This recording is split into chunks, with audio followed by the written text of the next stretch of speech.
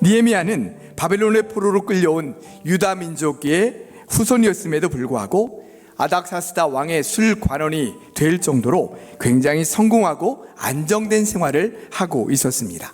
그런데 예루살렘에 온 그의 형제 하나니로부터 유다와 예루살렘 사람들의 형편을 전해 들은 느헤미야는 너무나 마음이 아팠죠. 그래서 여러 날 동안 앉아서 울며 슬퍼했다고 했습니다.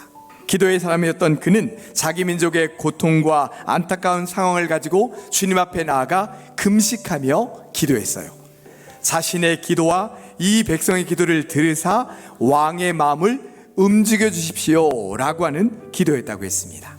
느헤미야는 유다와 예루살렘 사람들의 형편을 듣고 나서는 주님의 마음을 갖게 되었고, 그 주님의 마음을 가지고 자기 민족을 위해서 간절히 기도하는 가운데 예루살렘 성을 재건해야 되겠다, 그리고 이 민족을 회복시켜야 되겠다라고 하는 비전을 갖게 된 거예요. 그런데 문제는 아닥사스다 왕이 예루살렘 성을 재건하지 말라라고 명령했다라는 것입니다. 그래서 느헤미야는 지금 왕의 마음을 움직여달라라고 하나님께 기도하고 있는 것이죠. 그러던 중 기회가 찾아왔습니다. 느헤미야가 그런 마음을 가지고 왕 앞에 섰을 때 왕이 그에게 이렇게 물었습니다. 전에는 수심이 없는데 요즘 왜 이렇게 얼굴이 수심이 가득하느냐?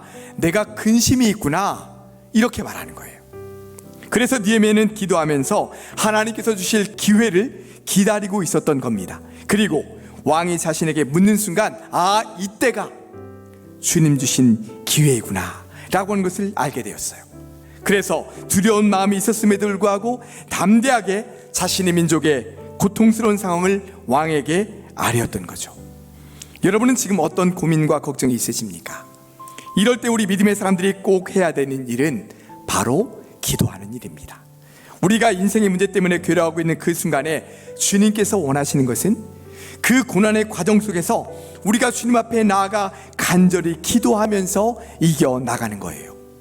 하나님 앞에 기도함으로 인생의 어려운 문제들을 잘 이겨나가시는 우리 모든 성도들 되시기를 주님의 이름으로 축원합니다.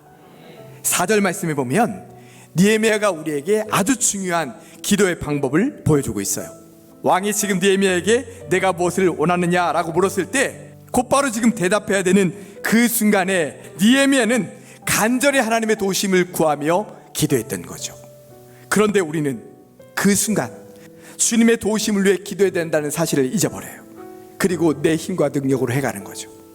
그러다가 일이 잘못되고 큰 일이 터지면 그제서야 하나님을 찾습니다.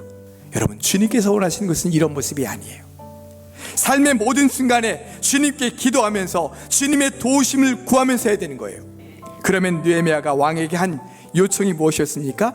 첫째는 자신을 유다 땅 예루살렘으로 보내주셔서 예루살렘 성을 건축하게 해달라는 것입니다. 두 번째, 자신에게 왕의 조서를 주셔서 예루살렘까지 가는 동안 통행증으로 쓰게 해주십시오 라고 하는 거예요.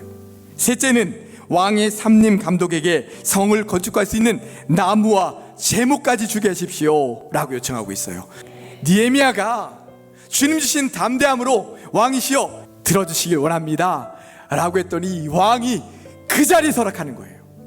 여러분, 불가능해 보였던 일이 한순간 기적으로 바뀌어지게 된 것이죠.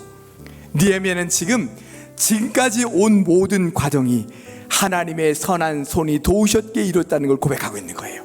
내 하나님의 선한 손이 나를 도우셨다. 사랑하는 성도 여러분, 우리는 주님의 은혜로 주님의 선한 도우심을 받으며 살아가야 될 존재들인 거죠. 험한 세상, 날마다 어려운 인생의 문제들을 직면하게 되는 이 현실 속을 살아갈 때에 내 하나님을 의지하고 주님과 함께 살아가면서 매 순간 주님의 도우심을 기도하며 살아가실 수 있기를 바랍니다. 하나님의 선한 손이 우리의 가정과 우리의 일터와 우리 자녀들을 도와주시며 우리 삶의 구석구석 역사해 주실 줄 믿고 간구하며 살아가는 우리 모든 성도들 되시기를 주님의 이름으로 축원합니다.